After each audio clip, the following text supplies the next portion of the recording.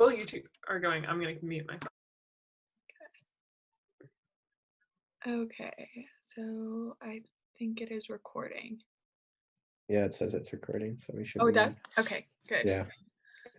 Okay, so welcome to Chinese News Outlet. We're really happy to have you. We just have a few questions, but welcome.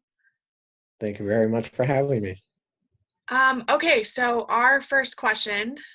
So I'm sure you've heard of the House of Cards. It's a television program, and it was massively successful. Apparently, there was 2 million views on the final season just within the American public. So why is U.S. government corruption such a big subject among American people? Why do they view the television show so much? Well, thank you for the question. I think there is a lot of entertainment value in sort of the perception of the US government and the way that we operate, but oftentimes we have uh, inspector generals it's a watchdog program in different agencies that basically it roots out corruption. So the storyline of House of Cards, while quite interesting, isn't really what happens because there's often these institutions in place to keep corruption in check. Okay. So follow-up question. There have been many similarities drawn between Kevin Spacey's character as the president and past presidents. Can you speak a little bit on those similarities? Sure. I mean, I think there's always going to be similarities drawn between those characters. I mean, probably the one that would come to mind would be President Nixon, but I think it's a great example of American institutions keeping corruption in check when, even though he was the president of the United States, he was not able to get away with his crimes. There were inspector generals and there was Congress that both provide oversight for our laws and were able to kind of root out that corruption that had happened. But it is sort of an interesting entertainment that the American people are drawn to. So you've mentioned a few times how the House of Cards is stopped from happening in real life because of American institutions. Then why have you not censored the watching for the American public? Do you think they might get the wrong idea about how the American government actually operates? Well, I think most people know that it's a fictional story, and they use the US government as sort of a backstory to tell it. But again, I would say that, the First Amendment allows freedom of speech and allows people to express their views. So if that is their view of the US government, they're more than free to express those views. Protecting that and intellectual property is super important, both in the United States and abroad.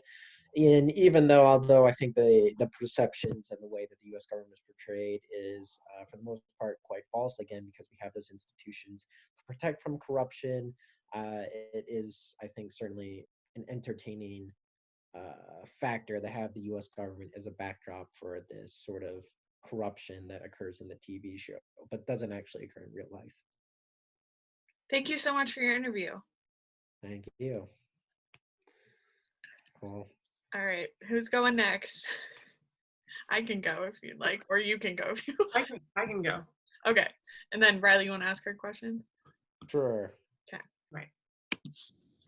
To begin, welcome to the Chinese News Agency and taking time out of your day to come onto the program. Welcome and thank you for your time. Thank you for having me. I'm excited to talk with you today, Riley. And to begin, the House of Cards television program is massively successful in the United States. It has almost 2 million views on its final season. Why is the US government and the corruption surrounding it such a popular subject among the American public? That's a really interesting question. So while this is an interesting TV show, it does present a fictional story. In reality, the United States government has different checks and balances in place, as well as watchdogs and inspectors working to prevent corruption within the government.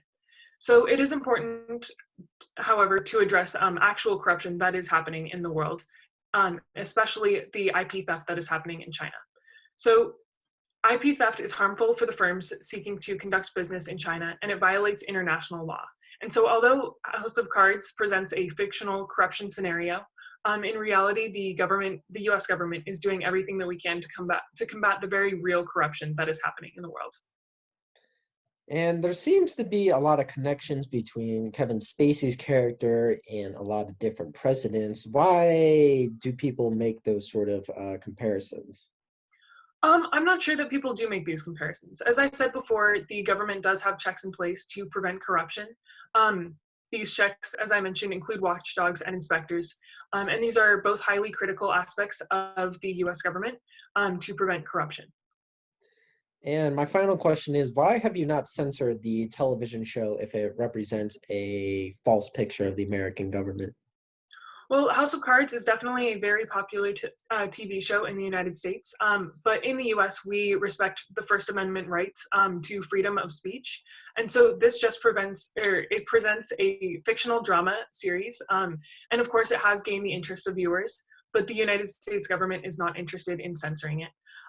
In reality, the government is, however, taking steps to prevent corruption across the world, as I mentioned, through IP theft conversations and preventing that. But we are not working to censor people's free speech. Interesting. Well, thank you for those responses, and we hope to have you back soon. Wonderful, thank you. All right. And Okay. now I will be interviewing you, Haley, correct? Yes. Great. All right, well, Haley, thank you so much for taking time out of your really busy schedule and for joining us here at the Chinese media news outlet. So wonderful. Well, thank you so much for being here. Yeah, thank you for having me.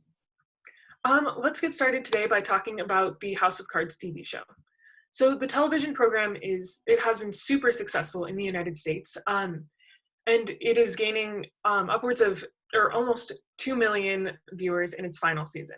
So why is this topic of US government corruption such a popular subject among the American public?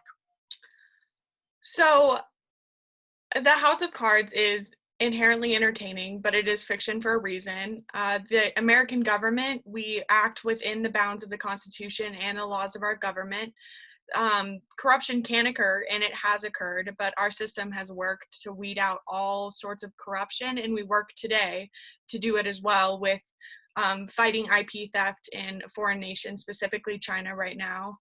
And although the House of Cards does gain a lot of American viewers, the American public is quite aware that it is a fictional show, and they believe in the checks and balances of our government. Perfect. And is the president in the House of Cards representative of any U.S. presidents?